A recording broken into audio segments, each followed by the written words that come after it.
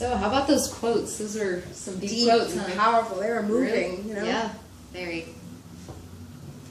So, with you being our deaf ed expert, tell me your take on Myron's story. Well, Myron, being a CODA, was pretty exposed to the deaf community with his parents.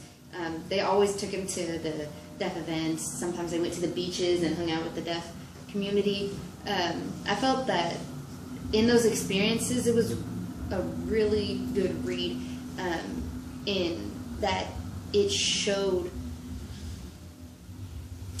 about deaf culture.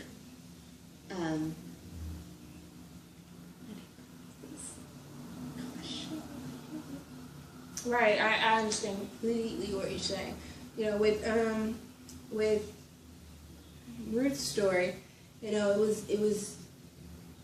it merged right into the culture. Like, her parents were, you know, considered big D deaf because they considered themselves part of a linguistic community, you know, a linguistic minority who, you know, have shared a native language, which, you know, we learned in our deaf culture class.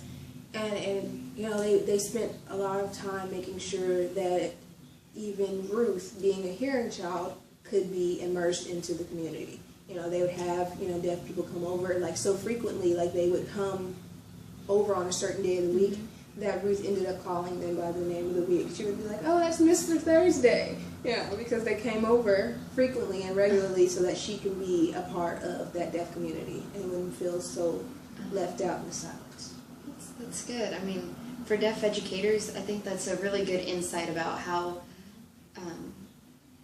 deaf culture really is. I mean, it shows you like what to expect, how to even handle, and gives you an idea of really how to approach CODAs and what to expect from them. Right. From a child development standpoint, you know, being my forte, you know, it gave me an insight. Like, if I was to approach parents or teachers who have encountered CODAs, I now know how to offer solutions to them, how to get them involved in the CODA's life without thinking they're dumb, deaf, or anything of the like. You know, I can give them, you know, insight. Like, you know, like we said with, you know, the critique and everything, they gave us a new world to look at from different eyes, because, you know, we're hearing children, but we're not CODAs. You know, we don't experience being in the silence or being at the hands of our Father. You know, so for me, it gave me a chance to be able to show parents how to understand the struggles of a CODA, because deaf parents may not even have realized how much these two struggled, how much they had to step up. You know, and then for teachers, you know, they have a chance to be able to, you know, not label someone, but able to be warm and consistent and nurturing, even in a complicated situation. Yeah, and Myron, he really gives a backstory to that. He shows us a little bit of deaf history through his parents growing up and the way he grew up. It really shows us how the older generations were educated